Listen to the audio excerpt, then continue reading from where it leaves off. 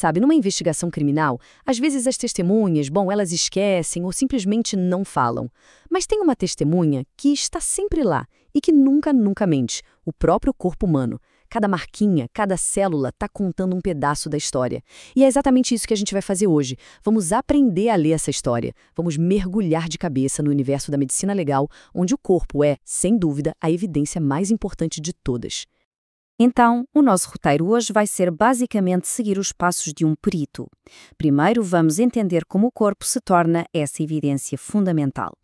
Depois, vamos aprender a ler os sinais de uma agressão, investigar os mistérios da gravidez e do parto em contextos criminais, desvendar o teste que prova se um bebê chegou a respirar e, para fechar, vamos atacar o clássico quebra-cabeça da paternidade. Vamos a isso? Basicamente, a gente pode pensar na medicina legal como essa ponte, essa ligação direta entre o laboratório e o tribunal. É ela que entrega a chamada verdade material, a prova física, objetiva, que o sistema de justiça precisa para poder tomar as suas decisões. E a responsabilidade aqui é gigante. Existe uma máxima no meio forense que diz exatamente isso: o corpo conta uma história.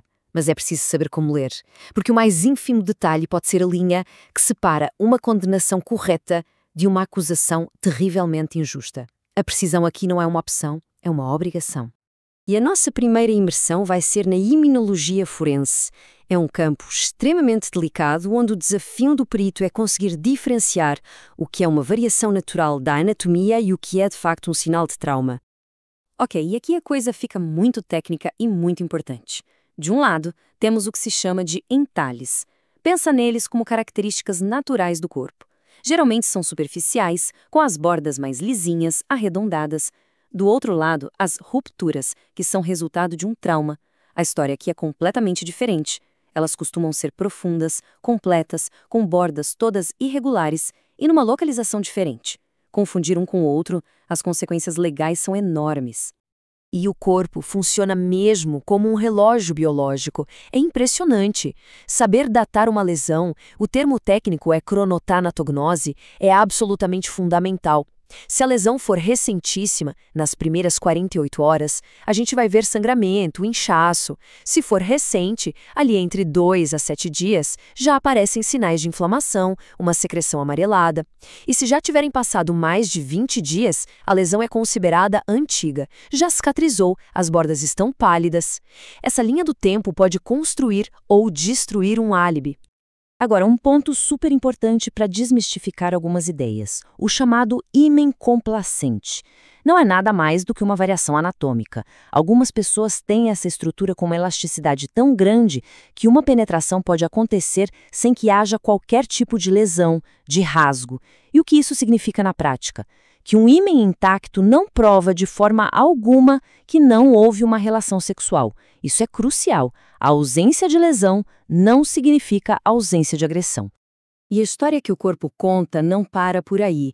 Um perito precisa saber diferenciar os retalhos himenais, que são basicamente os vestígios que sobram depois do início da vida sexual, das carúnculas mirtiformes.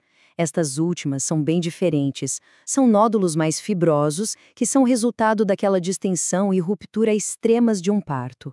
A presença delas não aponta só para uma relação, mas sim para uma gravidez que foi até o fim. E essa distinção é o gancho perfeito para a nossa próxima sessão, a obstetrícia forense. O foco aqui muda. A missão é encontrar os sinais de um parto recente, o que é absolutamente essencial em casos de abandono de crianças ou infanticídio, onde provar que houve um nascimento é o ponto central de toda a investigação. A grande pergunta, então, é esta: como é que o corpo consegue revelar um nascimento que alguém tentou esconder? De que forma é que os peritos conseguem montar esse quebra-cabeças usando apenas os vestígios que ficaram no corpo da mãe? Bem, a resposta está numa espécie de escada, uma hierarquia de evidências. Tudo começa com os sinais de presunção, coisas mais gerais como enjoos, manchas na pele. Depois subimos um degrau para os sinais de probabilidade, que já são alterações mais específicas, no útero, no colo do útero. E no topo, o último degrau, estão os sinais de certeza, que é a prova final. Por exemplo, ouvir o coração do feto a bater. Aí não há mais dúvida. E nesse degrau da probabilidade existem alguns sinais clássicos que todo perito procura. São alterações físicas muito específicas. Coisas como o amolecimento de certas partes do útero e do colo, ou até uma mudança na coloração da mucosa vaginal, que fica mais arroxeada. Nenhum deles, sozinho, é uma prova definitiva, mas juntos eles vão montando um quadro muito convincente. E olhem só este teste, é fascinante. Uma técnica da era pré-ultrassom, o sinal de Pusos.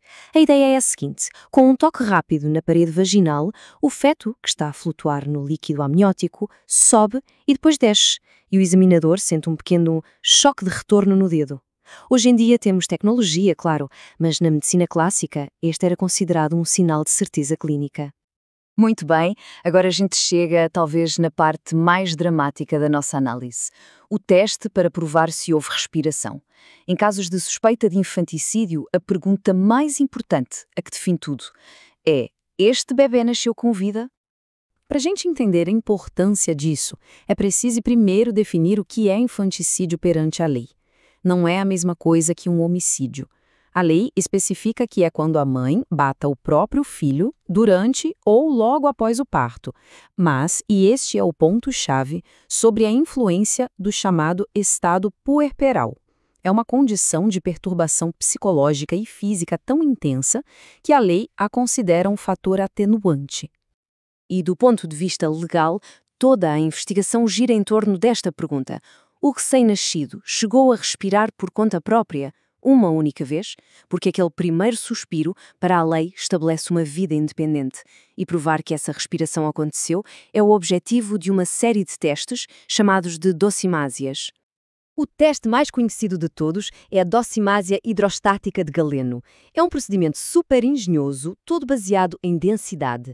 A lógica é muito simples. Um pulmão que respirou encheu-se de ar e, por isso, flutua. Um pulmão que nunca respirou é só tecido denso, então afunda. O teste é metódico, feito em 4 passos. Primeiro, todos os órgãos do tórax juntos. Depois, só os pulmões. A seguir, pedacinhos dos pulmões. E, por fim, o teste de fogo. Espremer um desses pedacinhos debaixo de água para ver se saem bolhinhas de ar. Mas, claro, na ciência forense nada é 100% simples. Este teste tem os seus poréns. Um falso positivo pode acontecer, por exemplo, se os gases da decomposição fizerem os pulmões de um bebê que nasceu morto flutuarem. E o contrário também, um falso negativo. Uma doença, tipo uma pneumonia congénita, pode deixar os pulmões de um bebê que respirou tão densos que eles afundam. Ou seja, o trabalho do perito não é só fazer o teste, é saber interpretar o resultado.